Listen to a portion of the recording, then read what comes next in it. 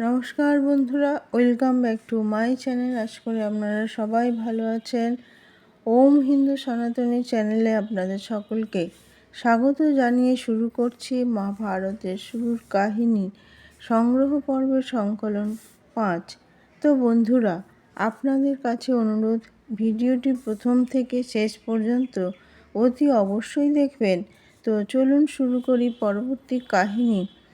বন্ধুরা, এর আগের মহাভারতের শুরুর কাহিনীতে দুর্যোধন ও তার মামা শকুনির ষড়যন্ত্রের শিকার হয়েছিলেন পাণ্ডবরা বর্ণবতের লাক্ষাগৃহতে অগ্নি সংযোগে। কিন্তু পঞ্চপাণ্ডব ও তার মাতা কুন্তী মহাত্মা বিদুরের সহযোগিতায় কিভাবে তারা মৃত্যু মুখ থেকে বেরিয়ে গঙ্গা নদী পার হয়ে চলে গিয়েছিলেন সবার চোখের আড়াল থেকে।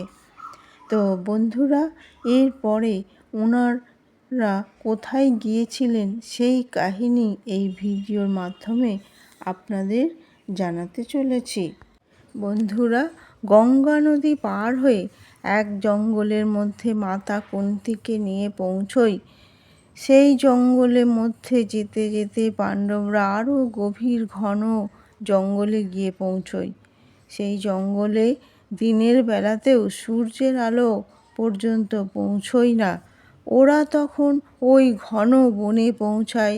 সেই সময় ভীমকে ছেড়ে আর কারোর মধ্যে শক্তি ছিল না হেঁটে হেঁটে চলার। সেই কারণে যুধিষ্ঠির, অর্জুন, নকুল আর সহদেব এবং কুন্তী একটা গাছের তলায় ভূমির উপরে ক্লান্ত হয়ে শরীর নিয়ে শুয়ে পড়ে। ওই জঙ্গলের মধ্যে কিন্তু ভীম ওদের রক্ষা করার জন্যে জেগে পাহারা দিতে থাকে। ওই ঘন বনে এক মানবভক্ষী রাক্ষস হিড়িম্ব অসুর নিজের বোন হিড়িম্বার সাথে থাকত। মানুষের গন্ধ পেয়ে হিড়িম্ব অসুর বোন হিড়িম্বাকে খুশি হয়ে বলে যে এই বনে অনেক দিন বাদে কিছু মনুষ্য এসেছে। যাও, তুমি এই মনুষ্যদের মেরে নিয়ে আসো আমার কাছে, তারপর আমরা দুজনে মিলে আনন্দে খাবো। ভাই হিড়িম্বর এই কথা শুনে হিড়িম্বা মনুষ্যের গন্ধ শুঁকতে শুঁকতে পাহারা দেয়া ভীমের কাছে এসে পৌঁছে। কিন্তু ভীমের বিশাল বলিষ্ঠ শরীর আর সুন্দর রূপকে দেখে হিড়িম্বা ভীমের উপর মোহিত হয়ে গিয়েছিল। এই জন্যে হিড়িম্বা এক সুন্দর রূপ বানিয়ে ভীমের কাছে আসে আর ভীমকে নিজের সম্পর্কে সব কিছু সত্য কথা বলে দেয় এবং হিড়িম্বা বিবাহের প্রস্তাবও দেয় ভীমকে তার সাথে। আর বলে, যদি তুমি আমাকে তোমার পত্নী হিসাবে স্বীকার করো তাহলে আমি তোমাদের সবাইকে আমার ভাই হিড়িম্ব অসুরের হাত থেকে বাঁচিয়ে এই বন থেকে বাইরে নিয়ে চলে যাব। ভীম আর হিড়িম্বার মধ্যে কথাবার্তা চলছিল। সেই সময় অনেক দেরি হওয়ার কারণে হিড়িম্ব অসুরও ওখানে চলে আসে আর নিজের বোনকে সুন্দর স্ত্রী রূপে দেখে এবং ভীমের সাথে কথাবার্তা বলতে দেখে সব বুঝতে পেরে যায়। সেই কারণে ক্রোধে এসে আগে বোন হিড়িম্বাকে মেরে ফেলার জন্যে দৌড়ে আসে। তখন ভীম হিড়িম্বাকে বাঁচিয়ে দিয়ে হিড়িম্ব অসুরকে ধরে নিজের ঘুমিয়ে পড়া মা আর ভাইদের থেকে অনেক দূরে নিয়ে চলে যায়। সেখানে ভীম এবং হিড়িম্ব অসুরের মধ্যে বড় ভয়ানক যুদ্ধ শুরু হয়ে যায়। ভীম আর হিড়িম্ব অসুরের গর্জন শুনে মাতা কুন্তী ও চার পাণ্ডব ভাই ঘুম ভেঙে উঠে পড়ে। ঘুম থেকে উঠে হিড়িম্বাকে দেখে বলে, তুমি কে? তখন হিড়িম্বা সমস্ত কথা বলেছিল যে আমার ভাই আর ভীমের সাথে যুদ্ধ হচ্ছে, আপনারা ভীমের সাহায্য করুন। হিড়িম্বার মুখে এই কথা শুনে অর্জুন নিজের ধনুষ বাণ নিয়ে ভীমের সাহায্যের জন্য চলে যায়। কিন্তু ওখানে অর্জুনের পৌঁছানোর আগেই মহাবলী ভীম নিজের হাতে হিড়িম্ব অসুরকে বধ করে দিয়েছিলেন। বন্ধুরা, রাক্ষস হিড়িম্বাসুর বধ করে অর্জুনের সাথে ফিরে আসেন, যেখানে 3 পাণ্ডব ভাই ও মাতা কুন্তির কাছে। যখন ভীম ফিরে আসে তখন ক্রোধিত হয়ে হিড়িম্বাকে বলে, তুই এখনই এখান থেকে চলে যা। তখন হিড়িম্বা জোর হাত করে দেবী কুন্তী এবং যুধিষ্ঠিরকে নিবেদন করেছিল যে আমি আমার ভাইকে বহিষ্কার করে ভীমকে নিজের পতি বলে বরণ করেছি। যদি আপনারা আমায় স্বীকার না করেন তাহলে আমি আমার প্রাণ এখনই ত্যাগ দেব। হিড়িম্বার মুখে এই কথা শুনে দেবী কুন্তী ভীমকে এই আদেশ দিয়েছিলেন যে, ভীম, তুমি তোমার পত্নী হিড়িম্বাকে স্বীকার করে নাও। তখন ভীমসেন মাতা কুন্তীর আজ্ঞা অনুসারে হিড়িম্বাকে স্বীকার করে নিয়ে বিবাহ করে নিয়েছিলেন। কিন্তু যুধিষ্ঠির হিড়িম্বাকে বলেছিলেন, তুমি সূর্যোদয় থেকে সূর্যাস্ত পর্যন্ত ভীমের সেবা করতে পারবে, কারণ রাত্রিবেলায় ভীম আমাদের সবাইকে পাহারা দেয়। হিড়িম্বা তখন কথা দিয়ে দেয়। তখন থেকে হিড়িম্বা প্রতিদিন সূর্য উদয় হলেই ভীমকে সঙ্গে নিয়ে চলে যেত, আর সূর্য অস্ত হওয়ার আগেই হিড়িম্বা ভীমকে মাতা কুন্তী ও অন্য 4 পাণ্ডব ভাইদের কাছে দিয়ে যেত। নিয়ে যাওয়ার আগে ভীম হিড়িম্বাকে প্রতিজ্ঞা করেছিলেন, যখন তোমার পুত্র সন্তান হয়ে যাবে তারপর আমি আর কিন্তু তোমার সাথে যাব না এবং কোনোদিনও থাকবও না। ভীমের এই কথা হিড়িম্বা স্বীকার করে নিয়েছিলেন। তারপর হিড়িম্বা পতিদেব ভীমকে নিয়ে আকাশ পথে চলে যায়। এই প্রকারে ভীম আর হিড়িম্বা কখনো পাহাড়ের চটির উপরে, কখনো পাহাড়ের গুহায়, আবার কখনো জঙ্গলে আর দিব্য সরোবরের তীরে ততদিন থাকতে থাকে একসাথে যতদিন না এক পুত্র সন্তানকে হিড়িম্বা জন্ম না দিয়েছিল। হিড়িম্বা যে পুত্র সন্তানকে জন্ম দিয়েছিল সে তৎক্ষণাৎ বড় বড় রাক্ষসের মতো শরীরের গঠনে বড় হয়ে গিয়েছিল। ওই পুত্র বিশালাকায় শরীরওয়ালা ভীমের সমান শক্তিশালী এবং মাতা হিড়িম্বার মতো বড় মায়াবী ছিল। ওই পুত্রের মাথায় চুল ছিল না। এই কারণে ভীম ও হিড়িম্বা ওর ঘট মানে মাথাকে উৎকচ আর চুলহীন, তাই ওই পুত্রের নাম ঘটোৎকচ রেখে দিয়েছিল। ঘটোৎকচ সমস্ত পাণ্ডবদের প্রতি খুব শ্রদ্ধা এবং প্রেম রাখত। সেই কারণে 5 ভাই ও ঘটোৎকচকে খুব স্নেহ ও ভালোবাসত। ঘটোৎকচের জন্ম হওয়ার পরে হিড়িম্বার ভীমের ওই প্রতিজ্ঞার কথা মনে পড়ে যায়। সেই জন্যে হিড়িম্বা স্থির করে যে পুত্রকে নিয়ে পতিদেব ভীমের থেকে অনেক দূরে চলে যাবে। পুত্র ঘটোৎকচ রাক্ষসের প্রবৃত্তির ছিল, তাই হাত জোর করে বলেছিল, আপনারা সবাই আমার পূজনীয়, অতএব আপনারা নিঃসংকোচে বলুন আমি আপনাদের কি সেবা করতে পারি, কারণ আমার রাক্ষসী প্রবৃত্তির কারণ আমার এখানে থাকা অসম্ভব। ঘটোৎকচের এই কথা শুনে দেবী কুন্তী বুঝিয়ে বলে যে, তুই যা কিছুই হোস, কিন্তু তুই আমাদের কুরুবংশের 5 পাণ্ডব পুত্রদের থেকে সব থেকে বড়, আর তার উপরে তুই তোর পিতা ভীমসেনের সমান শক্তিশালী। এই কারণে সময় হলে তুই তোর পিতা আর পিতার ভাইদের সহায়তা করিস, এটাই আমার ইচ্ছা। কুন্তীর এই কথা শুনে ঘটোৎকচ দেবী কুন্তী ও 5 পাণ্ডবদের তখন বলেছিল যে, আমি রাবণ আর ইন্দ্রজিতের সমান পরাক্রমী তথা বিশালাকায়। যখনই আপনাদেরকে আমার কোনো প্রয়োজন হয় তাহলে আপনারা আমার কথা স্মরণ করবেন, আমি সেই মুহূর্তেই উপস্থিত হয়ে যাব। এই বলে ঘটোৎকচ আকাশপথে উত্তর দিকে চলে যায়। বন্ধুরা, ঘটোৎকচের চলে যাওয়ার পরে 5 পাণ্ডব ভাই মাতা কুন্তীর সাথে বনেই বিচরণ করতে লাগলেন। ওনাদের মাথায় জটা, রেখে দিয়েছিল আর রাজসিক বস্ত্রের বদলে গাছের ছাল মৃগ চর্ম ধারণ করেছিলেন। এমন তপস্বী বেশ ধারণ করে পাণ্ডব ভাইরা পরিচয় লুকিয়েছিল।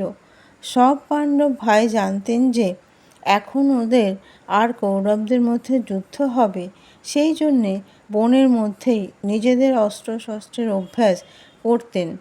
একদিন ভগবান বেদব্যাস বনের মধ্যে ওই পাণ্ডব ভাইদের সাথে দেখা সাক্ষাৎ করতে আসেন আর বলেছিলেন যে এই সব যা কিছু ঘটছে তোমাদের সবার ভালোর জন্যই হচ্ছে। এরপরে ভগবান বেদব্যাস কুন্তী সহিত 5 পাণ্ডব ভাইদের সাথে নিয়ে একচক্র নামে এক নগরে চলে এসেছিলেন। ওখানে ওদের সবাইকে এক ব্রাহ্মণের ঘরে রেখে বলেন, তোমরা সবাই নিজের পরিচয় লুকিয়ে এখানে থাকো আর ভালো সময়ের অপেক্ষা করো। এই বলে ভগবান বেদব্যাস ওখান থেকে চলে যান। একচক্র নগরীতে 5 পাণ্ডব ভাই নিজের মাতা কুন্তীর সহিত ব্রাহ্মণ বেশে থাকতে শুরু করেছিলেন।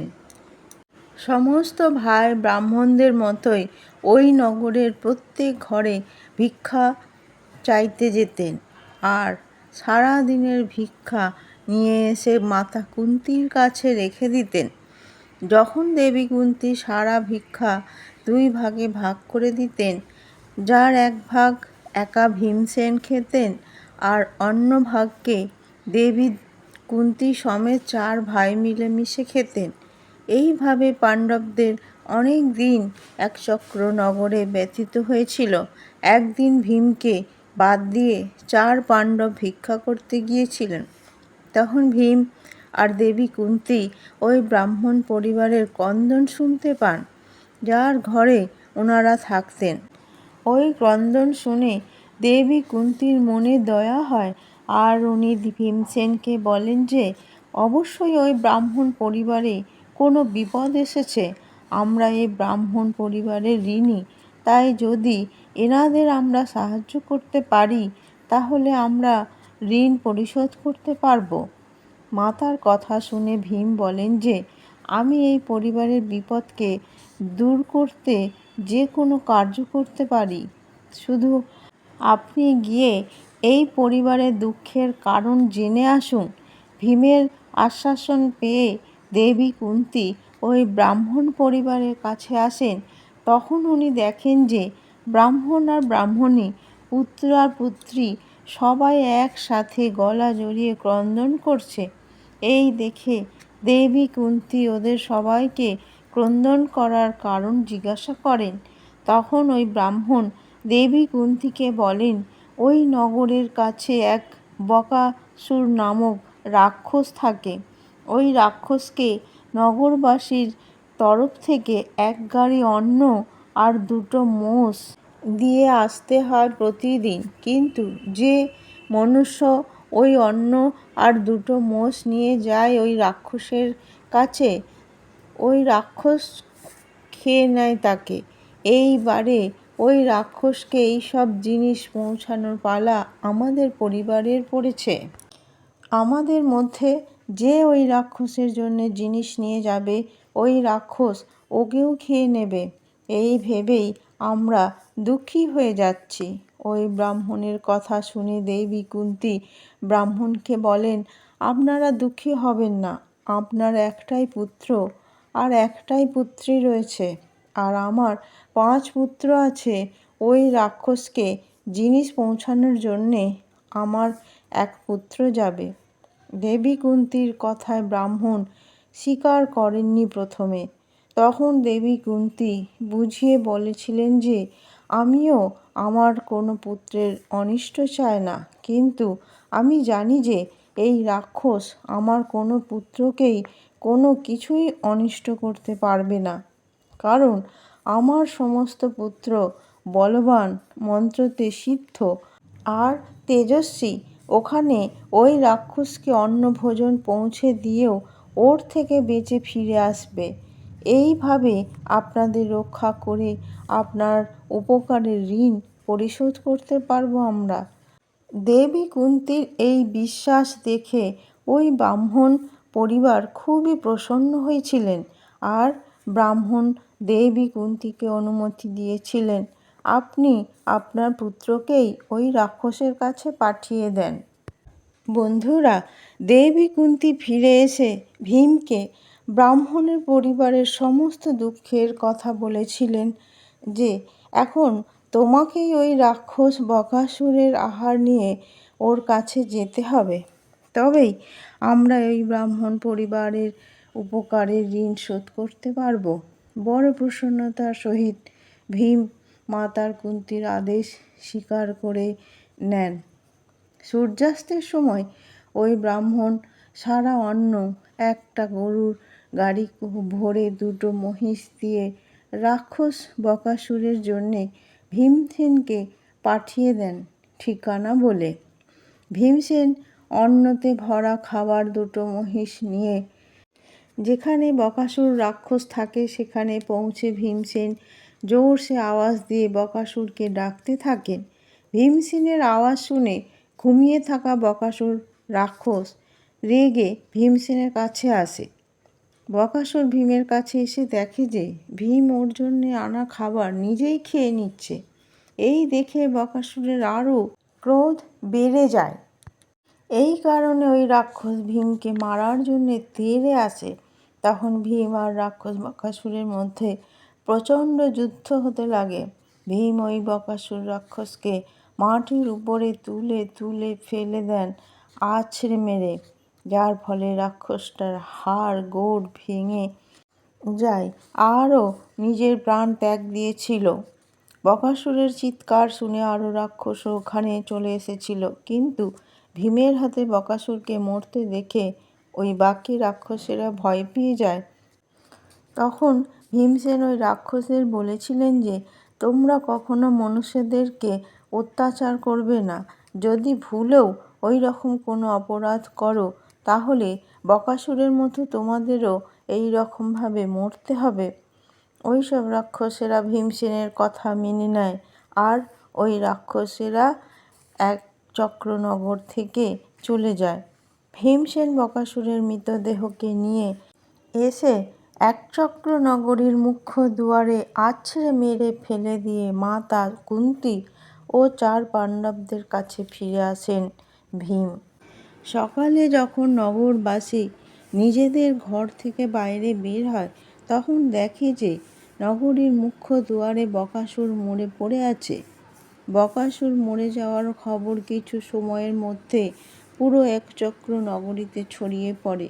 এই জন্যে পুরো নগরের বৃদ্ধ, বাচ্চা, যুবক, স্ত্রী সবাই মৃত রাক্ষসকে দেখার জন্য জড়ো হয়ে গিয়েছিল। বকাসুরকে মৃত অবস্থায় দেখে সমস্ত নগরবাসী হয়রান হয়ে যায় আর একে অপরের সাথে জানার চেষ্টা করছিল যে বকাসুর রাক্ষসকে বধ কে করল।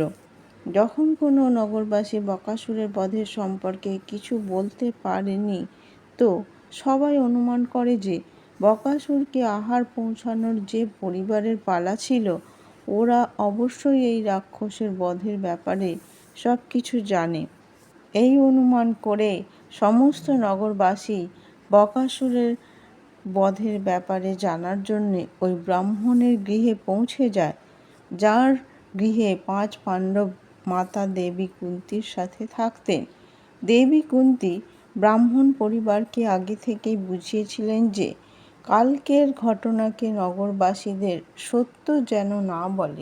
এই কারণে যখন নগরবাসীরা ব্রাহ্মণ পরিবারকে বকাসুরের বধের ব্যাপারে জিজ্ঞাসা করে তখন ব্রাহ্মণ ওদেরকে বলে যে যখন বকাসুরের কাছে যাওয়ার আমাদের পরিবারের পালা আসে তখন আমরা সবাই দুঃখী হয়ে ক্রন্দন করতে থাকি।